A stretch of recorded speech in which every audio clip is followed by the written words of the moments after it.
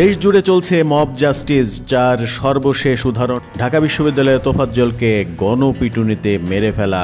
ঢাকা বিশ্ববিদ্যালয়ের ফজলুল হক হলে যে কাণ্ড ঘটিয়েছে তথাকথিত ছাত্র নামধারী এক প্রকার অমানুষ, সেই ঘটনা দেশকে তোলপাড় করে ফেলেছে।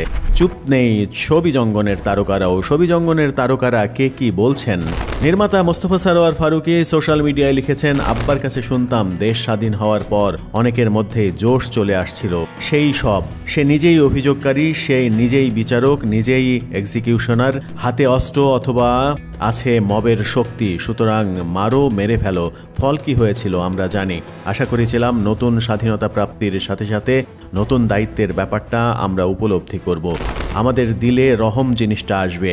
100 জন মববাজি করতে আসলে 2 জন হলেও রুখে দাঁড়াবে। ঢাকা আর জাহাঙ্গীরনগরে কি হলো? 4 জনও কি রুখে দাঁড়ানোর কেউ ছিল? এটা লজ্জার, বেদনার। সবাই দায়িত্ব নিলে এমন হতো না। মববাজি বন্ধ করুন। বাংলাদেশের মুক্তিযুদ্ধের পর মব জাস্টিস করেছে মুক্তিযোদ্ধারা এমন ইঙ্গিত দিলেও আদতে সেই ঘটনা সত্য কিনা, কতটি ক্ষেত্রে মুক্তিযুদ্ধের পর এরকম মব জাস্টিস হয়েছে, সেটি অবশ্য তর্কের বিষয়। সেই তর্ককে উস্কে দিয়েছেন মোস্তফা সরোয়ার ফারুকী, যদিও ঢাকা বিশ্ববিদ্যালয় এবং জাহাঙ্গীরনগর বিশ্ববিদ্যালয়ের মব জাস্টিসকে তিনি তীব্র প্রতিবাদ জানিয়েছেন। নির্মাতা আশফাক নিপুণ বলেছেন, এই যে তোফাজ্জল নামের এক মানসিক অপ্রকৃতস্থ যুবককে ঢাকা বিশ্ববিদ্যালয়ে কিছু ছাত্র পিটিয়ে মেরে ফেলল, আমি ভাবি তোফাজ্জলের মা সেটা দেখতে পেলে কি করতেন। আবরার ফাহাদের মায়ের কথাও ভাবি। আবরারকে যখন স্ট্যাম্প দিয়ে পেটানো হচ্ছিল তখন তার মা পাশে থাকলে কি কষ্টটা পেতেন। বিশ্বজিতের মায়ের কথা ভাবি, ছেলেকে কোপানোর সময় সামনে থাকলে কি করতেন তিনি ছেলেকে বাঁচাতে। অন্ধকার লাগে সব। ফেসবুকে অভিনেত্রী মেহজাবিন চৌধুরী বলেছেন, গণপিটুনিকে কেন নর্মালাইজ করা হচ্ছে।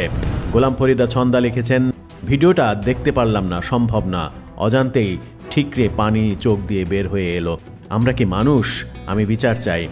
মৌসুমী হামিদ লিখেছেন, আমি তোফাজ্জল হত্যার বিচার চাই। অপরাধীদের চিহ্নিত করে আইনের আওতায় আনা হোক। তমা মির্জা লিখেছেন, আমি বিচার চাই। এছাড়া আরও অনেক তারকা সামাজিক যোগাযোগ মাধ্যমে বিচার চেয়ে লিখেছেন, সরব হয়েছেন। এদিকে জানা গেছে ঢাকা বিশ্ববিদ্যালয়ে এই অভিযোগে 8 জন ছাত্রকে সাময়িকভাবে বহিষ্কার করা হয়েছে।